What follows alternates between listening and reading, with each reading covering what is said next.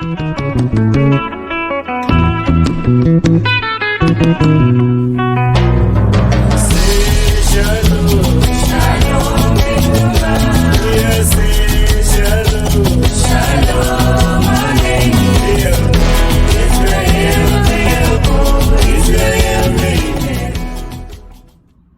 this week's parasha, we hear one of the most shocking and horrifying stories in the entire Torah. We hear that Yaakov comes to a place called Shechem, a place that we only previously hear about when Avraham gets there, and it says, and this place will be known as Shechem. He comes there, and that's where he leaves his students and continues on his journey by himself, just him and his family. Yaakov is coming there maybe in hopes of having common ground with these people who are students of his grandfather. Hopefully they share a common belief, a common way of behavior. But when he gets there, he quickly finds out they do not have as much in common as he would have hoped. And the head of the community over there takes his daughter, rapes her and tortures her, and claims he has fallen in love with her and would like to marry her. Yaakov's children, Shimon and Levi, are not having it. And they go and they kill him and all of his community. Yaakov comes to his children and he says, "What have you done, this unethical thing? You have left us vulnerable before all of the other nations in this land." Their response is, "Hakazonai yasu et achotenu?" Is our sister so cheap? Is her blood so cheap that someone can just come and treat her like this and we will let it go? We'll be silent about it. We won't retaliate. And the chapter ends there. The ending of the discussion ends there. It seems like, according to the Torah, the justice is with them. They are right in this situation more than Yaakov. Later on in the Torah, in Parashat Vayechi, the end of the book of Bereshit, Yaakov again criticizes Shimon and Levi, saying that what they did was wrong. The question is, who is right, Yaakov or Shimon and Levi? How are you supposed to retaliate when someone comes and murders you, rapes you, hurts your family? Is there a proportional response? Or are you supposed to do whatever you could to make sure that this never happens again? We have another story like this later on in the Tanakh.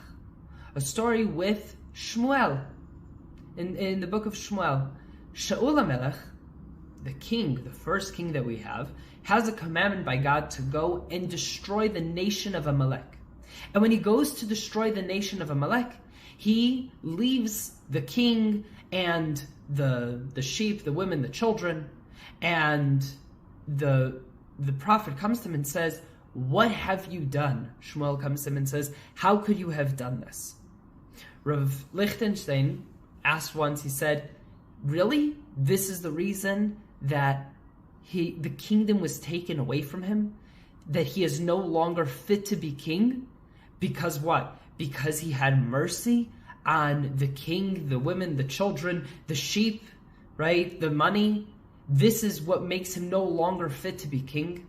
And he says this is exactly what makes him not fit to be king. If you are doing something because God commanded you to do it, then you do it properly. And if you didn't do it properly, then your motives are questionable. In other words, if Shaul actually listened to God, then he wouldn't have been questioned. He wouldn't have been, well, why did you leave the king alive?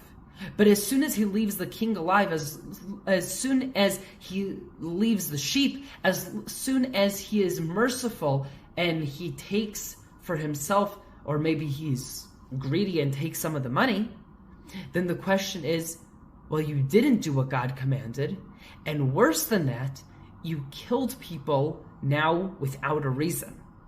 The question that Yaakov is approaching his children with was, were your motives pure?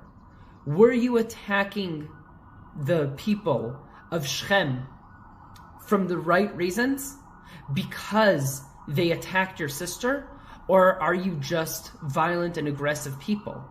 Later on, when they sell Yosef into slavery, Shimon and Levi being the ringleaders in the ones who want to kill him and later on sell him, Yaakov says, you see, you have something in you that may be corrupt.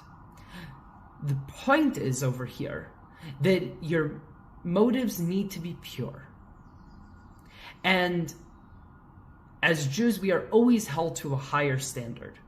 We hold ourselves to the higher standard. We see that the world holds us to a completely different, unrealistic standard than they do to the rest of the world. Why? Because that is our job in the world. Our job in the world is to be the moral compass of the world, to be the ethical voice in the world. That's why we're held to a higher standard, because that is our job to do that. Not the UN, us, as Jewish people. As God-fearing people, what are we supposed to do? We are supposed to be the voice of what's good in the world. And therefore, our motives are pure, because our motive is the world should be a better place, a place that there's no room in the world for Nazis and ISIS and Hamas, for people that all that they want in the world is destruction and death of women and children and elderly and abuse. That's our goal in the world, is to make sure that the world is a better place for everyone. And right now, that's exactly what this war is, what we're fighting. We're fighting in the name of good, in the name of God, to make sure that this world is a better place. God willing, we shall win this soon, and the world shall be a better place. Shabbat Shalom.